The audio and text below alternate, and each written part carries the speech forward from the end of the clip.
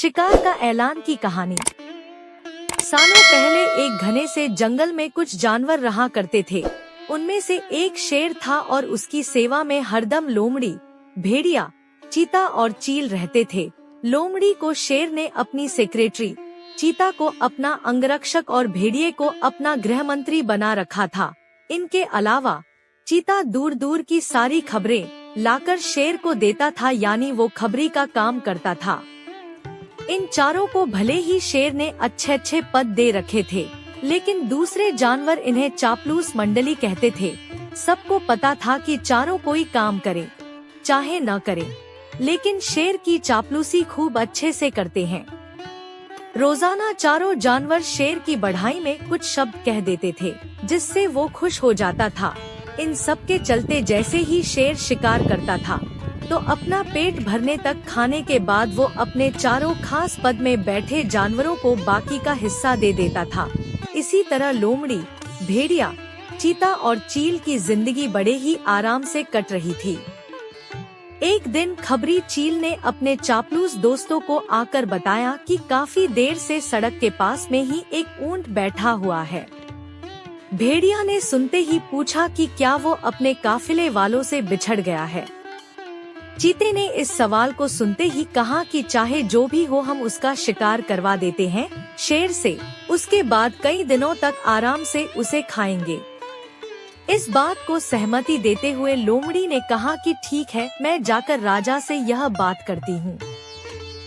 इतना कहकर सीधे लोमड़ी शेर के पास पहुँची और बड़े ही प्यार से बोली, महाराज, हमारा दूत खबर लेकर आया है कि एक ऊंट हमारे इलाके में आकर सड़क के किनारे में बैठा हुआ है। मुझे किसी ने बताया था कि मनुष्य जिन जानवरों को पालते हैं उनका स्वाद काफी अच्छा होता है, एकदम राजाओं के खाने के लायक। अगर आप कहें तो मैं यह ऐलान करवा दूं कि वह ऊंट आपका शिकार है।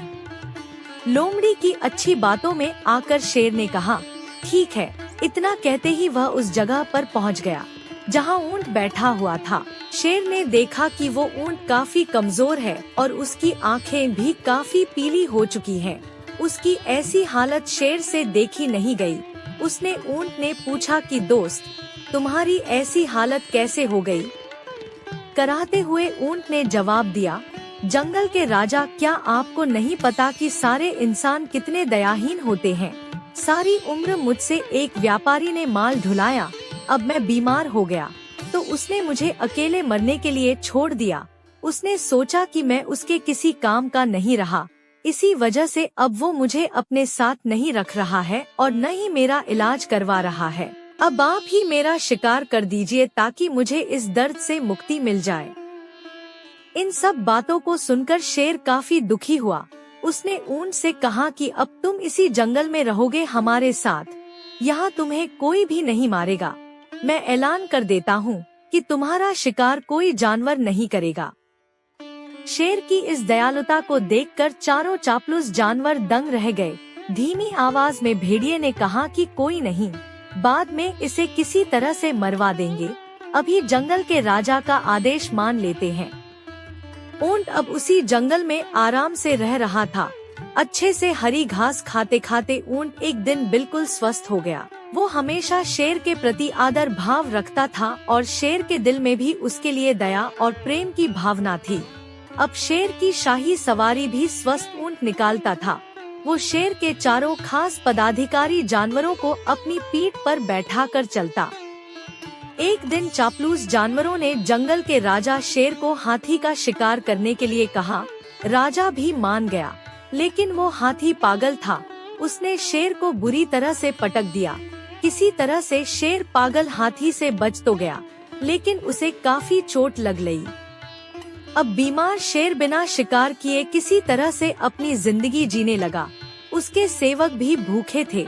उनके मन में हुआ कि आखिर ऐसा क्या करें कि कुछ खाने को मिल जाए। फिर उनका ध्यान हट्टे कट्टे हो चुके ऊंट पर गया। सबने मिलकर एक तरकीब सोची और राजा के पास चले गए। सबसे पहले भेड़िए ने कहा कि महाराज, आप कितने दिनों तक भूखे रहेंगे?